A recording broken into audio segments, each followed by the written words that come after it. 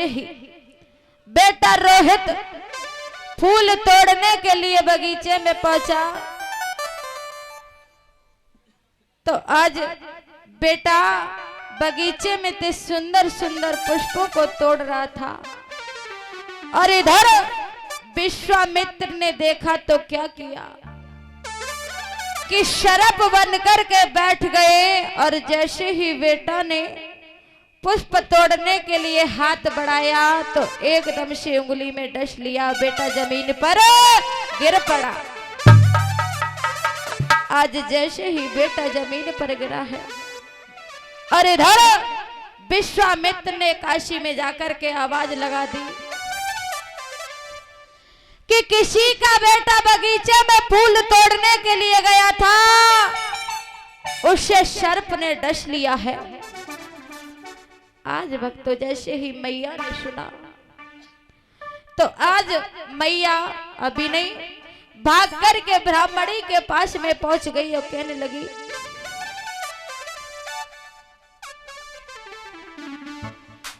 कि मुझे ऐसा लग रहा है कि मेरा बेटा बगीचे में फूल तोड़ने के लिए गया था, उसे सर्प ने डस लिया है, मैं अपने बेटे को देखाऊं। तो आज ब्राह्मणी कहने लगी कि पहले घर के कामों को कर, बाद में बगीचे में जाना। तो आज मैया की आंखों से अश्रुधारा बह रही थी। आज मैया ने घर के कामों को किया और फिर से ब्राह्मणी के पास में पहुंच गई और कहने लगी कि मैंने घर के सारे कामों को कर दिया है, अब मैं अपने बेटे को लेने चली जाऊं। तो ब्राह्मणी ने आदेश दे दिया। तो आज महारानी तारा जैसे ही बगीचे में पहुंची तो आज बेटा रोहित को जैसे ही महारानी तारा ने देखा है तो एकदम से गिर पड़ी और जैसे ही मैया गिरी है तो आज महारानी तारा ने बेटा रोहितास को गोदी में उठा लिया और कहने लगी है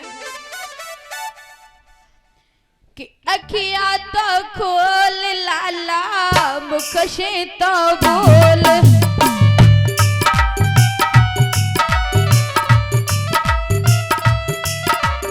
आज महारानी तारा कहने लगी बेटा क्या मैंने तुझे बगीचे में इसीलिए भेजा था? आज मैया ने बेटा की लाश पर मोह रख लिया, बुरी तरीका से रोने लगी और बोली है अखियां तो खोल लाला, मुख से तो बोल, प्राण प्यारे बेटा मुँह से मैया कहे बोल।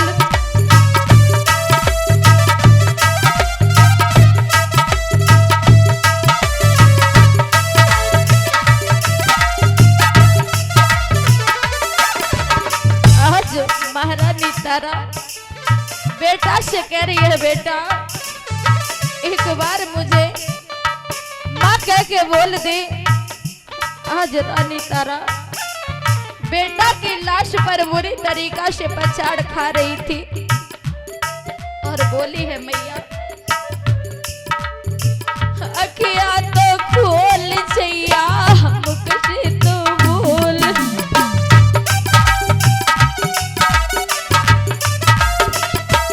प्राण प्यारे लाला मुझे मैया कह बोल।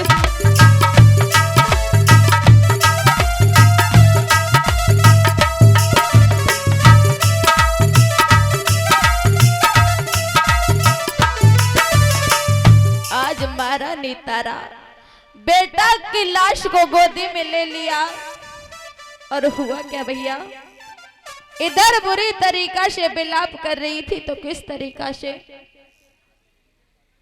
अरे तारा खाते पछार बाग में और वो बंद गई डिडकारी और उधर गोदी में लाश लला की रोवे बेचारी।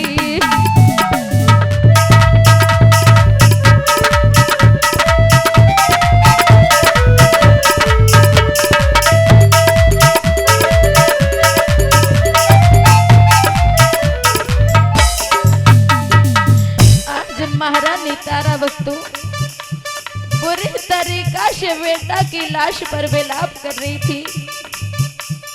आज बेटा महारानी तारा कहने लगी, बेटा मेरा तो वैसे भी सब कुछ लुट गया, छैया एक तू ही जा रहा था, आज तू भी मुझे छोड़ करके जा रहा है। और बोली है मैया, अरे तारा खात बच्चा बाग में और वो बन गई डटकारी और तेरी गोदिया में लाश लला की रोबे बेचारी।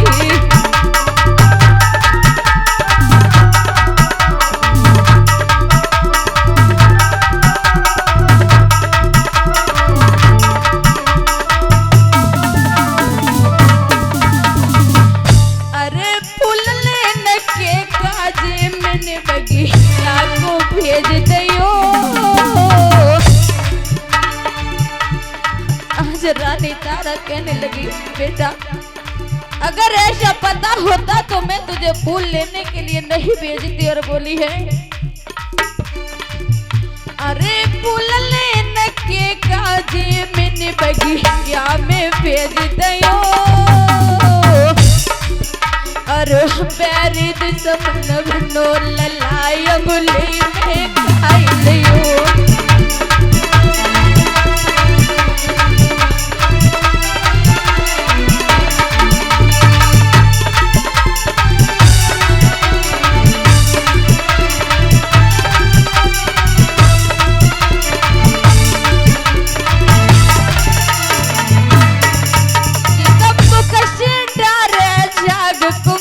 की नारी छूट गई और उधर गोदी में लाश लला की रोबर बहतारी।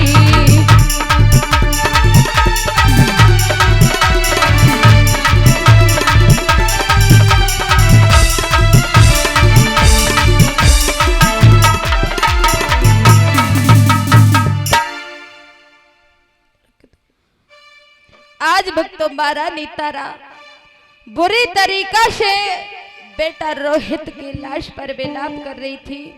तब तक हुआ क्या, तब तक बाग का माली आ गया और कहा कि बहन तू इस तरीका से रुदन मत कर, तू ऐसा कर कि इस बेटे की लाश को ले जा और लगा दे, क्योंकि इसकी लाश फट जाएगी। तो आज महारानी तारा ने बेटा रोहित की लाश को गोदी में उठा लिया और मैया किस तरीका से चली है कि मरगट जाई रही और मैया लेके लाश बेटा की।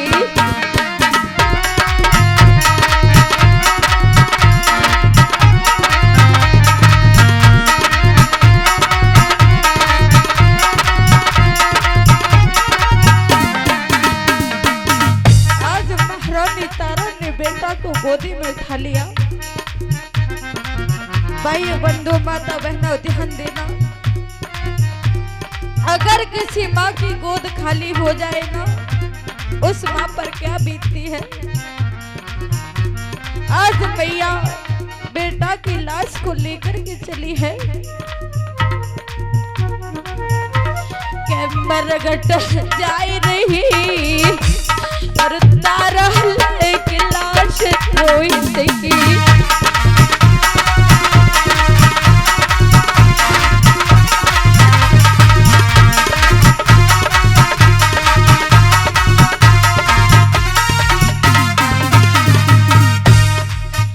अरे पीठा ले बेर कुछ कर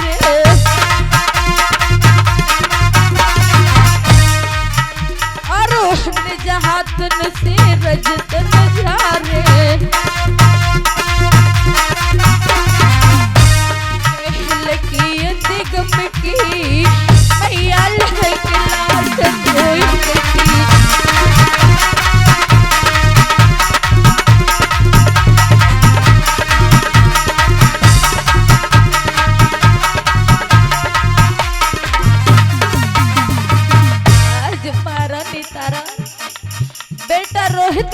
गोद में लिए है और कहने लगी बेटा, अरे ओ बेटा निकम बोल सुनाई दे,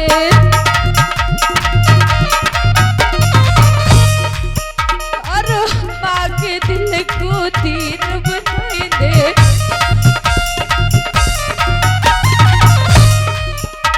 कह लगी गम की मैया के लाश बेटा की।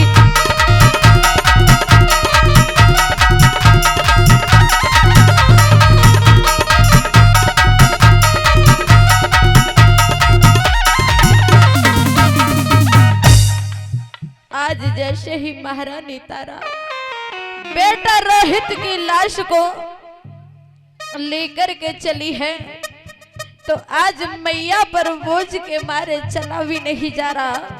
तो इधर हुआ क्या भैया प्रदीप? अरे चैत गर्भ में रहो नींद वर्षों रे काया में,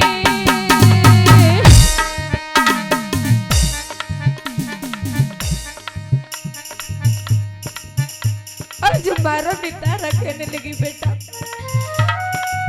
मैं तेरी छाया में भी नहीं बैठ पाई, क्या मैंने तुझे इसी दिन के लिए पाल पोस करके बड़ा किया था? और बोली है मैया, अरे चैत गर्भ में रहो नींद भरी सोयो रे खाया में,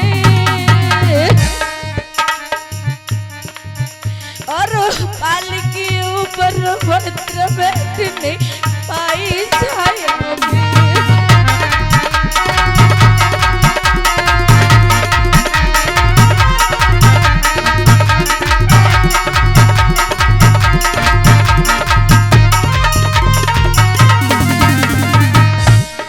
अरे कोर घर परमेश्वर रूठे,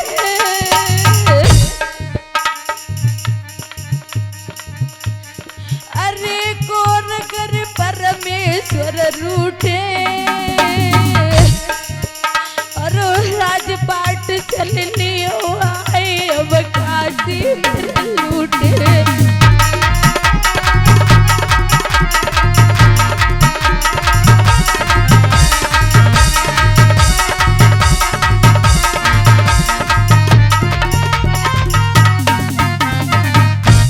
आज मैया बुरी तरीका से विलाप करती हुई आज जैसे ही मरघट की तरफ चली है, आज मैया से रास्ता भी नहीं चला जा रहा।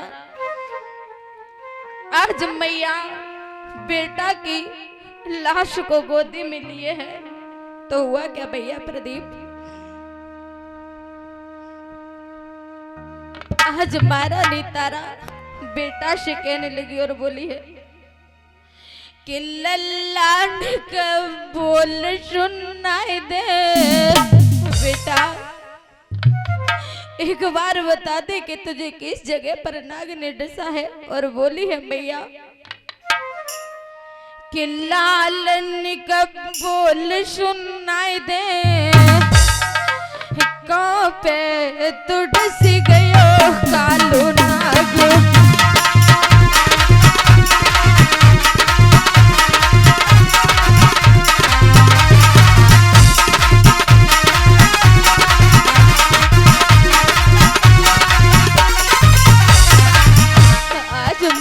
तारा बेटा रोज से कहने लगी और बोली है बेटा, बाग में फूल लेना धायो,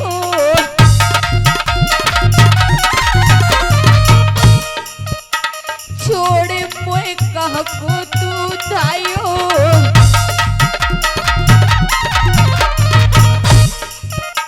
लल्ला मोए धीर बताई दे, का पे तो डटी गयो कालो नाग।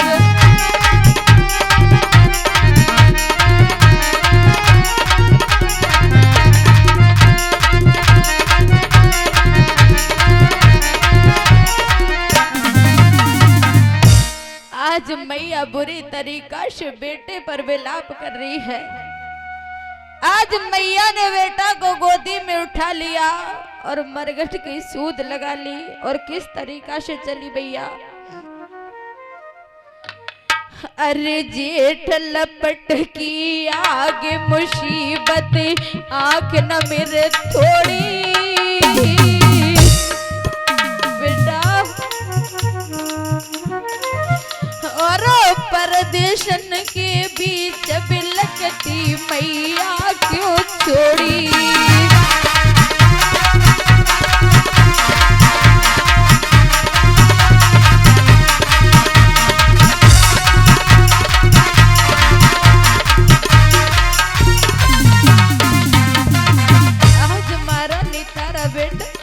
को गोदी में लिए है, बुरी तरीका से लाश पर रो रही है।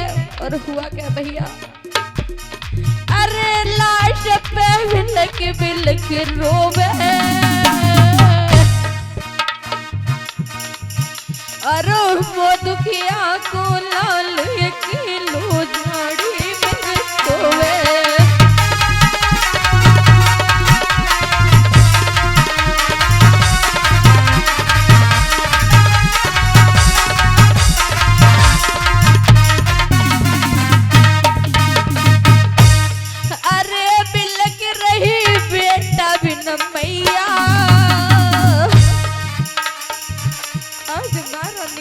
बुरी तरीका से रो रही है। अगर किसी माँ का बेटा छोड़ करके चला जाए, उस माँ से पूछो कि उस माँ पर क्या बीतती है। और जिसने कभी दुख को नहीं देखा हो वो क्या जाने कि दुख कैसा होता है। और जिसने सारी जिंदगी दुखों में बिताई हो उससे पूछो कि दुख होता कैसा है। तो आज महारानी तारा अरे बिलक रही बेटा बिन मैया। महारानी तारा जैसे ही बेटा रोहित को वहां से लेकर के चली है और जैसे ही महाराज हरिश्चंद्र के पास में पहुंची,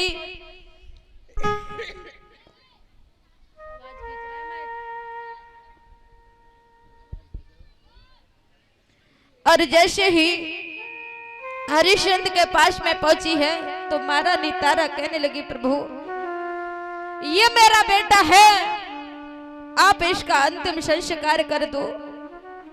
तो आज राजा हरिश्चंद्र ने जैसे ही देखा तो आज राजा हरिश्चंद्र कहने लगे कि तुम कौन हो।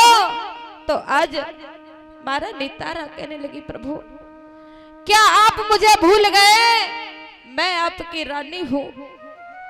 तो आज राजा हरिश्चंद्र कहने लगे, कौन रानी और कौन बेटा मैं किसी को नहीं जानता।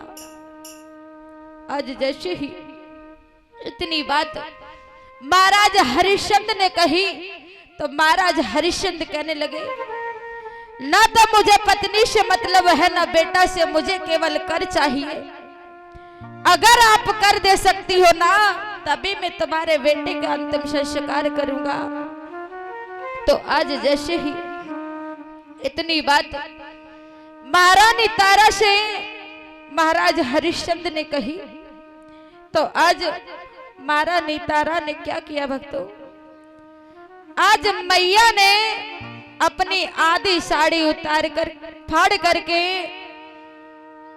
और महाराज हरिश्चंद्र को दे दी। आज जैसे ही आधी साड़ी महाराज हरिश्चंद्र को कर के रूप में दी है, आज मैया जैसे ही वहां से चली तो इधर श्री व्यास नंदन सुखदेव जी कहने लगे कि हे राजन परिषद, आज रानी तारा जैसे ही वहां से चली तो इधर श्री व्यास नंदन सुखदेव जी कहने लगे कि हे राजन परिषद, कहते ना कि जब इंसान पर विपत्ति आती है ना तो उसे सबसे पहले नींद आती है। तो आज मैया तारा को जब नींद सताने लगी तो आज मैया तारा को सामने एक सती का मंदिर दिखाई दिया। तो आज महारानी तारा उसी मंदिर में पहुंच गई। तो हुआ क्या भैया प्रदीप, अरे क्वार कर्म में लिखी सती के मठ मेरे दशी आई और दुख की गाड़ी नींद सोई गई विपता की रे मारी।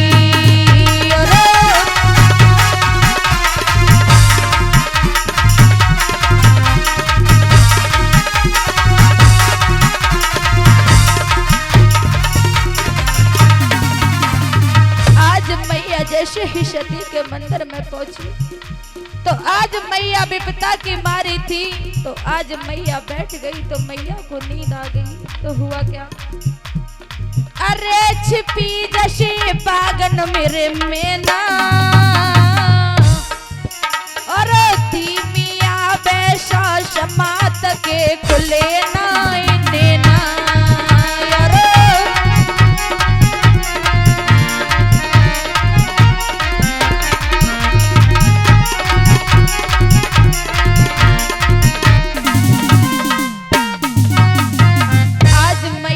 मंदिर में सो गई और इधर विश्वामित्र ने क्या किया भैया? अरे मुन्नी ने आई करी रे चोरी और बेटा ले चुराई उम्र है दोनों की रे थोड़ी।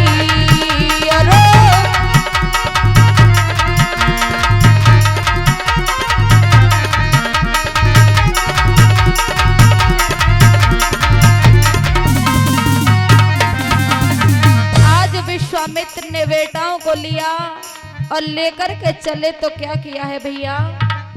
अरे कुमार को कोड़ी नमाश करो और हड़माश करे लग जाए मैया के पास रखो।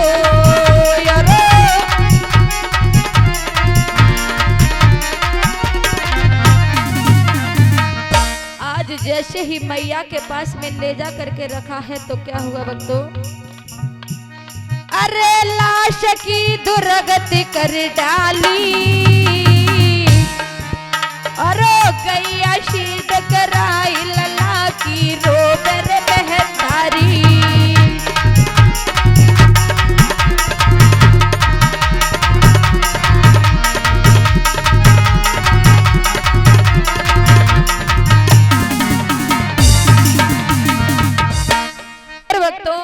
शांति का दान दे, बातें ना करें।